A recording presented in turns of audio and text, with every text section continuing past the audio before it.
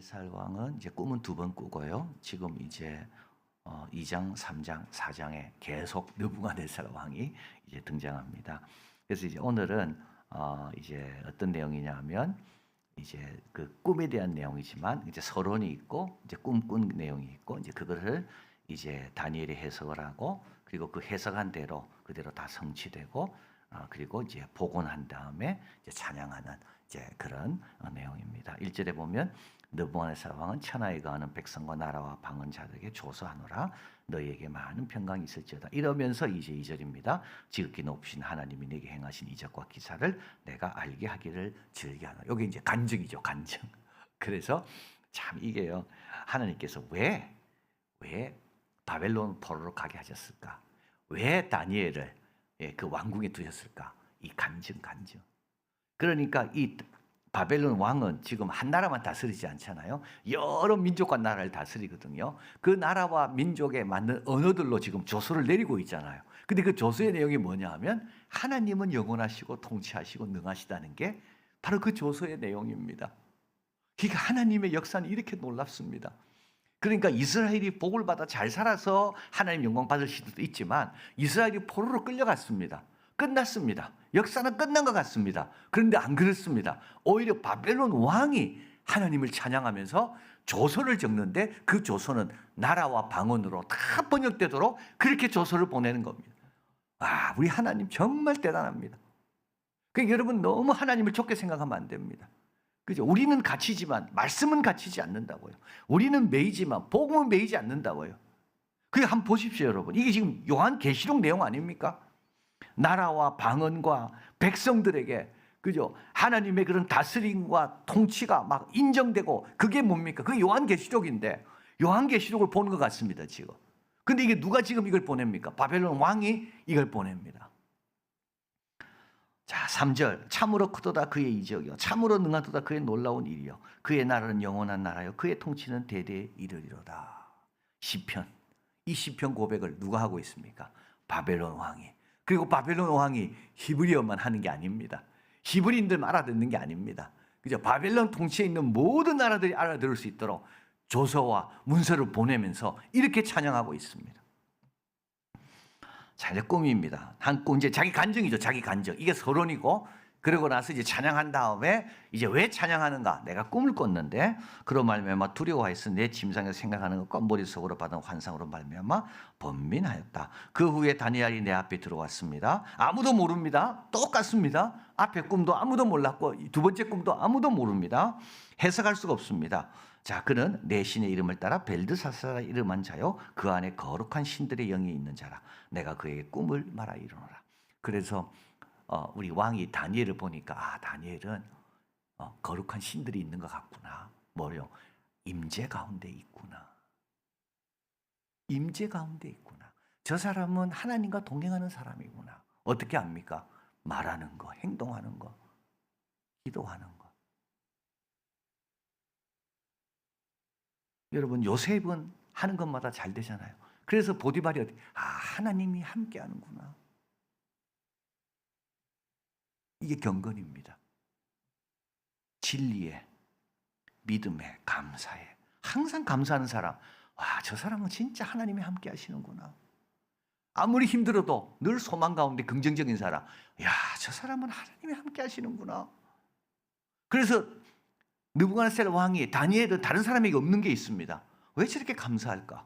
저 사람은 왜 저렇게 하루 3번씩 꼭 기도할까? 저 사람은 주일날 왜 꼭 교회 가고 뭐가 일이 있어도 꼭 교회 행사 중심으로 하고 왜 저럴까? 그래서 왕이 쭉 관찰했죠. 저 사람에게는 하나님의 영이 있구나. 하나님의 임재 가운데 거하는구나. 자, 그래서 박사들의 실패, 다니엘의 은사의 우월성, 신들의 영이 있다는 것은 하나님의 실질적인 임재. 다니엘은 단순한 인간의 능력을 반응하는 자가 아닙니다. 그죠, 여러분? 하나님의 은사가. 그래서 박사와 술객들은 노력한다고 거기까지 올 수 있어요. 그러나 다니엘은요, 노력으로 가는 게 아니라 하나님의 은혜로 가는 거죠. 근데 그게 그냥 된 겁니까? 아닙니다, 여러분. 왕의 진미와 포도주를 거절합니다. 자기를 지켜 깨끗하게 합니다. 하루 3번 예루살렘을 향해 창문을 열어놓고 늘 기도합니다. 여러분, 이 헌신이 없이는 절대 이런 하나님의 임재의 능력과 은사의 탁월함이 안 나타난다고. 네, 이게 같이 가는 거죠. 자, 내가 침상에서 머릿속으로 환상이 이러합니다. 그래서 제 꿈의 이야기입니다. 땅 중앙에 한 나무가 있습니다. 높이가 얼마나 높은가 하면 하늘에 닿을 정도고 땅 끝에서도 보입니다. 그 정도로 높습니다. 잎사귀는 너무 아름답습니다. 열매는 많아서 만민이 먹을 것이 될 만하고 들짐승이 그늘에 있습니다. 공중에 나는 새는 그 가지에 깃들입니다. 육체를 가진 모든 것이 거기서 먹습니다. 이건 지금 느부갓네살 왕을 뜻합니다.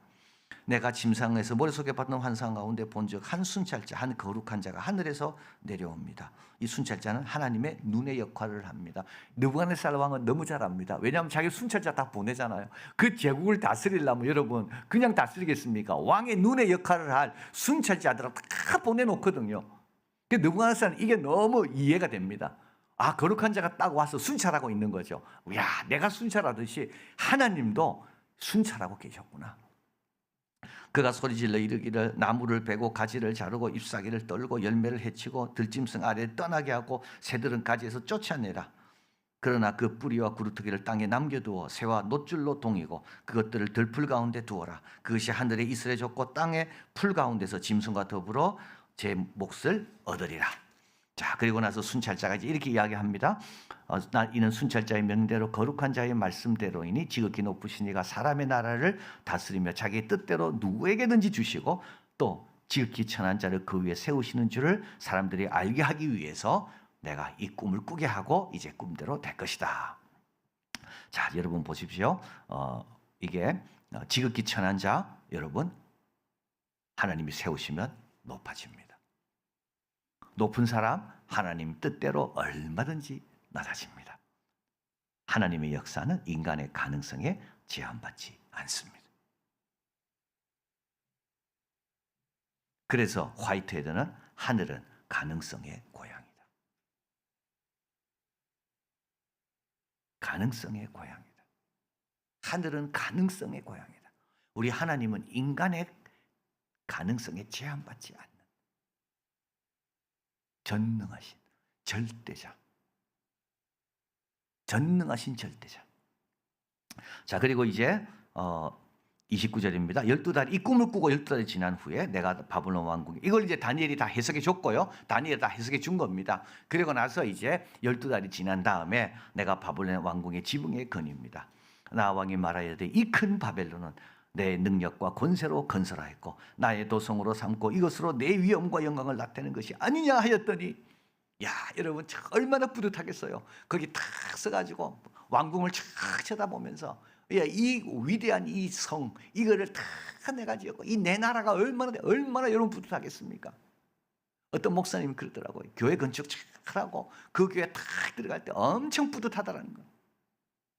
여러분도 아마 그럴 거예요. 여러분이 만들어 놓은 거 딱 보면서 뿌듯할 수 있어요. 지금 바벨론 왕이 그렇습니다. 인간이 다 그렇습니다. 뭘 보면 그게 뿌듯한. 자, 그래서 바벨론 궁은 27km의 이중 외벽으로 되어 있고 8개의 문이 있고 궁전을 통해 흐르는 유프라테스 강이 있고 사자상이 있고 바벨론 신전이 있고 용과 황소로 장식된 문들이 쫙 있고 얼마나 대단합니까? 엠파이어 스테이트 빌딩 같습니다. 롯데타워 그와 같습니다. 뿌듯합니다. 33절 바로 그때, 바로 그때입니다.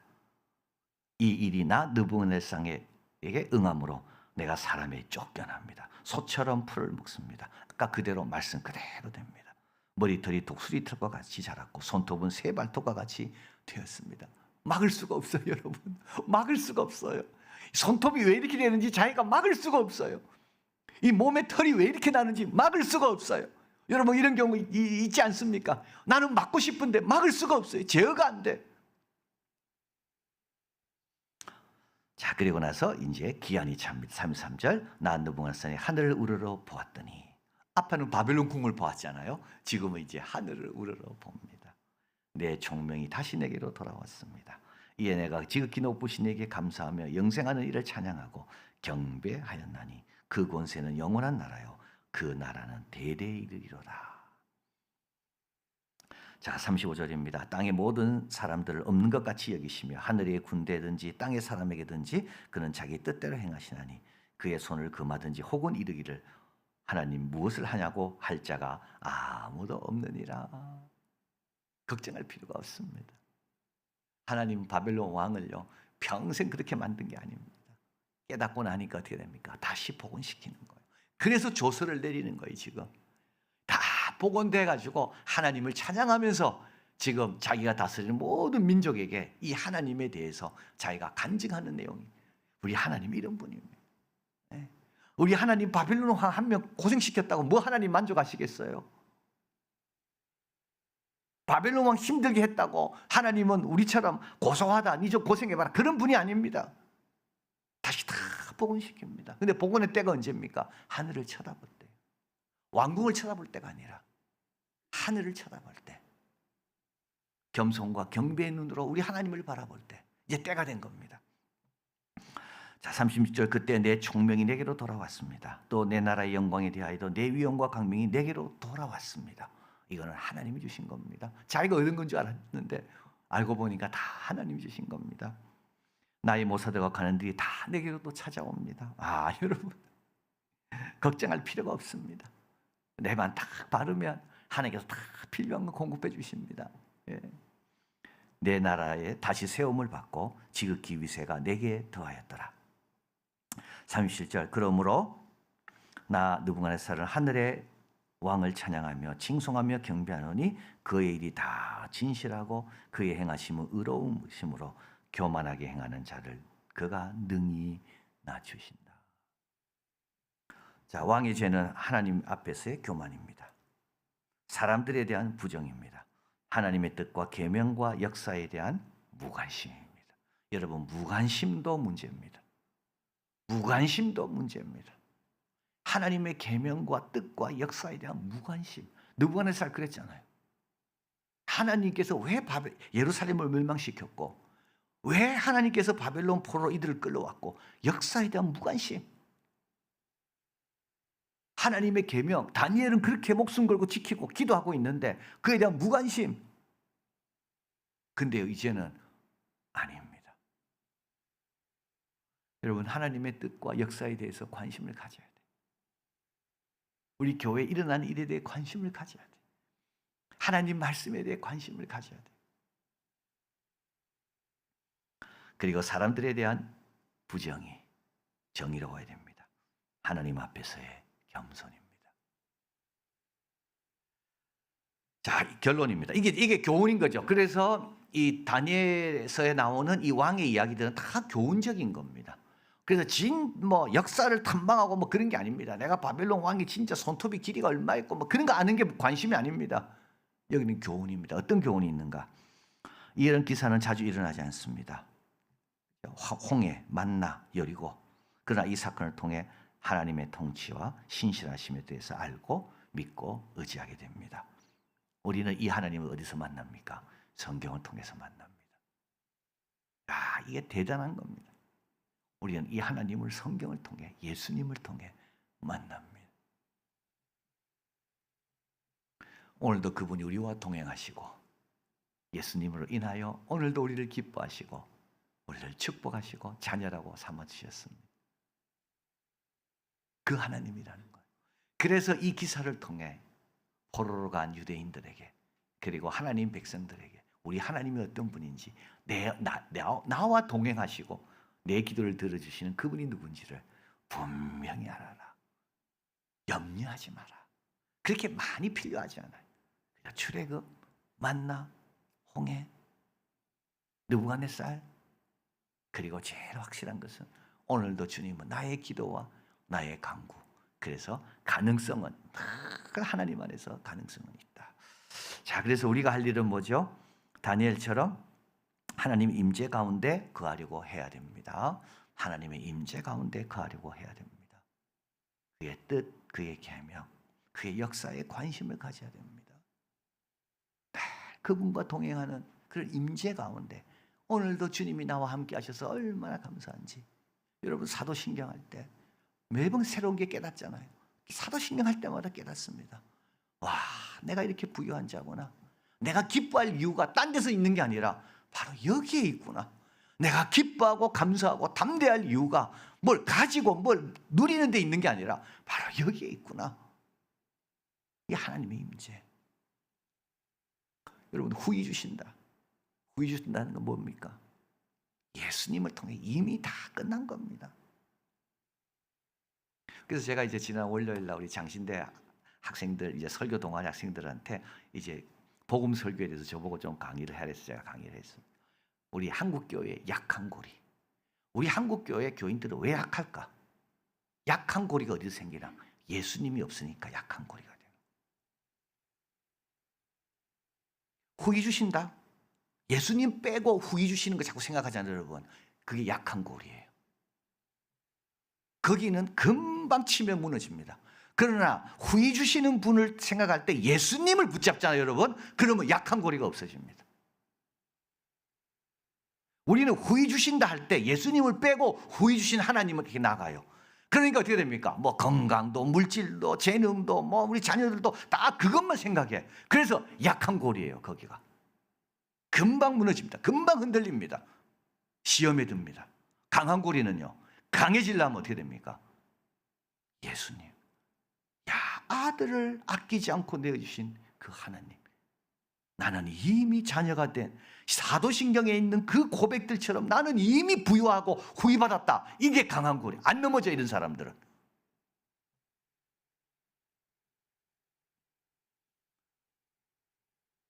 하나님의 임재. 예수님 통한 하나님의 임재. 그걸 딱 붙잡는 겁니다. 그럼 어떻게 됩니까? 세상이 줄 수 없는 그런 은사, 그런 하나님 주신 그런 축복을 가지고 하나님의 뜻 가운데 승리하는 거죠. 그리고 다니엘이 승리했지만, 여러분 보십시오. 다니엘이 승리했지만 결국은 온 바벨론 왕국의 백성들이 다 하나님에 대해서 듣습니다. 참 이게 놀라운 겁니다. 그러니까 다니엘을 하나님이 막 세워서 백성들을 듣게 하는 경우도 있지만 그러지 않고 다니엘은 그냥 꿈을 해석했잖아요. 그런데 왕을 통해서 우리 하나님이 그렇게 높임받는 겁니다. 그러니까 가능성, 여러분 제한하지 마시고 그죠? 다니엘처럼 경건, 진리와 믿음, 감사와 예배, 순종과 헌신, 이런 우리가 되기를 바랍니다.